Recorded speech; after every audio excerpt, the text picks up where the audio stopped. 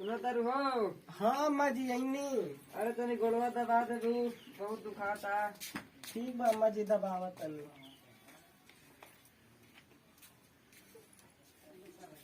जान तारू दुल्हन, अरे आजकल तार बहुत शिकायत मिलता हो।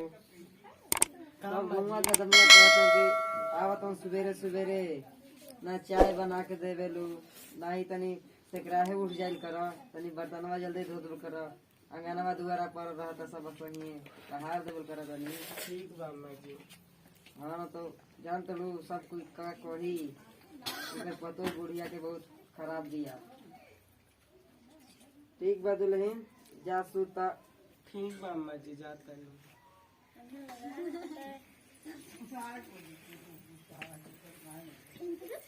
बुढ़िया जब देखा था कमवे करल करा था, मन करे था गोड़ की जगह इनके मटाइए दबाती। कमवे सूत रही। ठीक बा जी सूतो तनी।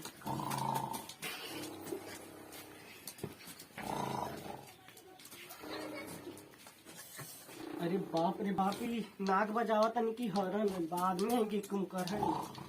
अरे बाप रे बाप हम तो इन्हें सूतियो ना पाए। हेलो। हाँ दीदी नमस्ते। क्या हाल है दीदी? ठीक बार बनी अपन बताओ। हमने हो गए ठीक है बा। जीजा जी के क्या हाल है? जीजो जी के ठीक बानी तो जब से सुतल बानी तब से हमार सुतल हराम कर देले बानी।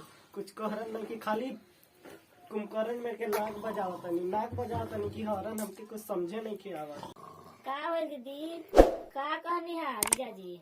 कुछ ना रे बनी, जब से सुतल बानी तब से ही नाक बजाओ तनी कि हरन हमार तो सुतल ही हराम कर देले बानी। अच्छा ये सब छोड़ा, काल आवत नहीं हम तारा घरे। ठीक बा बनी आओ, हमरो इन्ने मन नहीं खे लागत। आज ये बता हमर मन त लागी। ठीक बा, गुड नाइट। गुड नाइट बनी।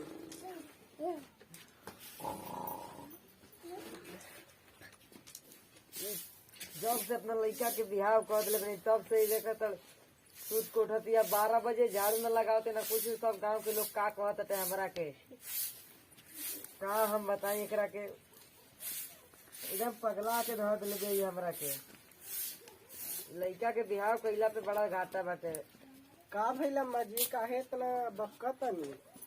कब ना रे, सूत को उठते 12 बजे और झाड़ू कब लगाते हो? अब झाड़ू लगाते वे ना अम्मा जी हम तो सुबह उठ गई हनी। तो कब से का करते रहले? अरे मम्मी जी थोड़ा कुछ काम रहला घर के हुए।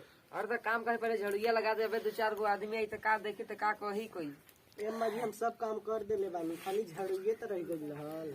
अरे तो पहले दुआरा के कामवा सब करे, ओकरा बाद घर में ना हो जाई तो घर में कोई देखे जाता थे का? हम बताई एकरा के लड़का के जब से बिहाव करी तब से 2-4 गो आदमी आवे लगलो। अरे अम्मा जी सब छोड़ दीदी हम आ गई। अरे बनी आ गईलू। और बनी का हाल बा? ठीक बा। अम्मा जी गोड़ लगतन। पूछ रहा बुचियो आग रे। हाँ पानी ने पियावा हो। लावत नहीं अम्मा जी। घर के का हाल चाल बा? सब ठीक बा। आए में कोनो परेशानी तो ना भइल है? देख आई तो जीजा आ गई ना। जीजा जी गोड़ लगत नहीं। तो हमरो मेहरबियो से नीक बिया। अगर एकरो के पटा ली ना तो चांदी चांदी हो जाई। उधर कितना नीक बन बिया। चला ठीक बा। देखो अम्मा जी खाना वाला खा ली, बहुत समय हो गया। हाँ ठीक है चला।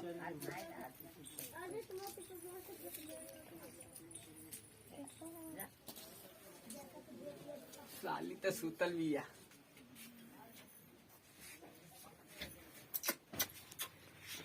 करतानी का भइल बनी? काहे हल्ला होत रहला? दीदी हमरे साथे जीजा जी बहुत गंदा व्यवहार करतन।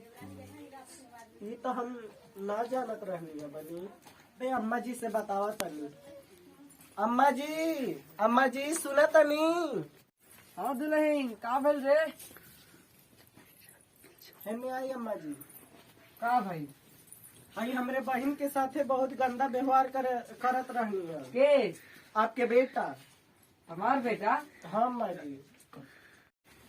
का बताई यही आदत से तो हम बिहाव करनी बाकी तब ओकर आदत ही ना छूटल। रुका बुलाओ तनी अरे बाबू हाँ माई आओ है नहीं बे। आवत हई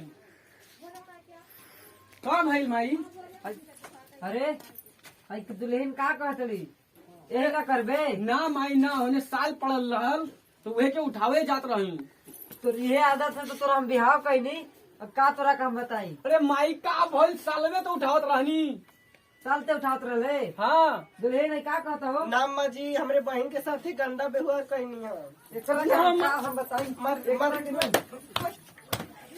यही का कर रे। हमारा कोनो गलती नहीं।